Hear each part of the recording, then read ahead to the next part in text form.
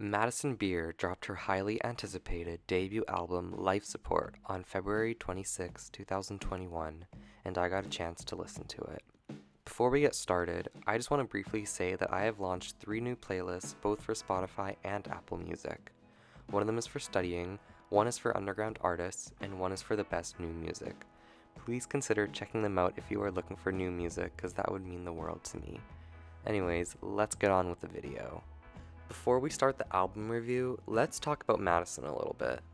Madison Beer is a 22-year-old singer and songwriter born in New York. She gained popularity after posting covers to YouTube, which were later discovered by Justin Bieber. After that, Justin Bieber personally signed her to Island Records, and Justin's manager Scooter started to manage Madison as well. In 2019, after she was dropped by Island Records and Scooter Braun, she released an EP titled As She Pleases. In my opinion, this was actually a really good project and was really reflective on the sounds back then. In 2019, Madison released Dear Society, which was intended to be the title track of her debut album, but it was removed from the track list. She also announced that she signed a deal with Epic Records. Now, let's get into the moment we've all been waiting for, Life Support. Let's start back in January of 2020, when the rollout of this album started with the single Good and Goodbye. I think this rollout was a little bit long, but I'm glad she took her time and delivered an excellent project. The singles were as following: Good and Goodbye, Selfish, Baby, and Boy Shit. This is my first time I'm reviewing an album on my channel, so I'm just gonna go track by track and then say my overall thoughts on the album at the end of the video.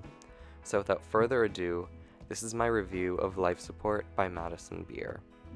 Starting off with the intro, titled The Beginning. It's a really nice opener and her vocals shine really well on this track. It has some sort of heavenly feel to it, and its production is very reflective on what you can expect throughout the album. Up next is the lead single Good and Goodbye, which was the first song ever released from the album. I love the writing in the song, it's clever and it fits really well with the overall theme of the production. It's a really good choice for a lead single. The third track, Default, did not really click to me at first because it kinda goes all over the place in terms of sound, but now it is one of my favorite tracks off of the album. On this song and throughout the album, there is a lot of raw emotion displayed, which you can really hear in her voice. After Default, Follow the White Rabbit is probably the most experimental track on the album along with Blue. I love the bass in the chorus and how it pauses between every line. It has an intense yet calm feel to it. This is for sure top 3 on the album and there is no discussion there. Whether you disagree or agree, you just have to agree.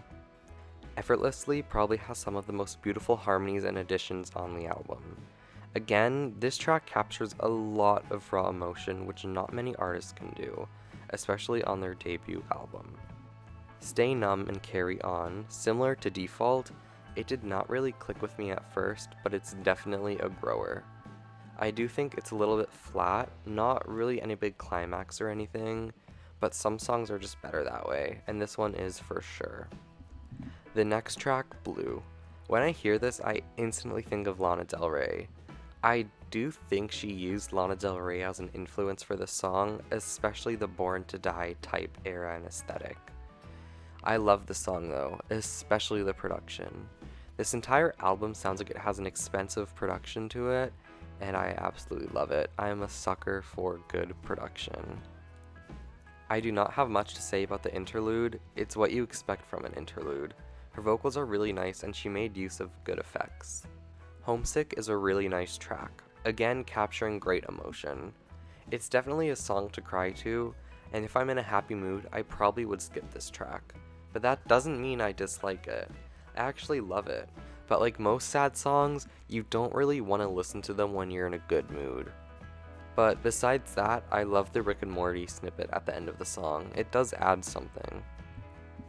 Selfish is probably the most listened to song from the album, and it is well deserved. It is such a beautiful song, and I don't think words can describe it. The writing, the vocals, the production, and just everything is flawless. I think it should have been higher in the track list because everyone needs to hear this song. It actually would have been a really nice opener. I love this song. I will never stop loving this song. It is probably my second favorite song off of the album, and my favorite single, guaranteed. Sour Times is after Selfish, and is again one of my favorite tracks. The chorus is really nicely made, and the verses are super catchy. Boy Shit is another great song. The chorus is really nice, and I love the genre elements throughout the song. The song will always put me in a good mood, and she really did what she had to do with this song. Baby was another single. I didn't like the song too much. It's probably my least favorite out of all the singles, but I wouldn't necessarily skip it. I just don't have too much to rave about for this song. Stained Glass is the definition of art. Another song featuring incredible vocals, and the lyrics in this song are probably my favorite out of every song on this album. Next up is Emotional Bruises, and it's a slow jam.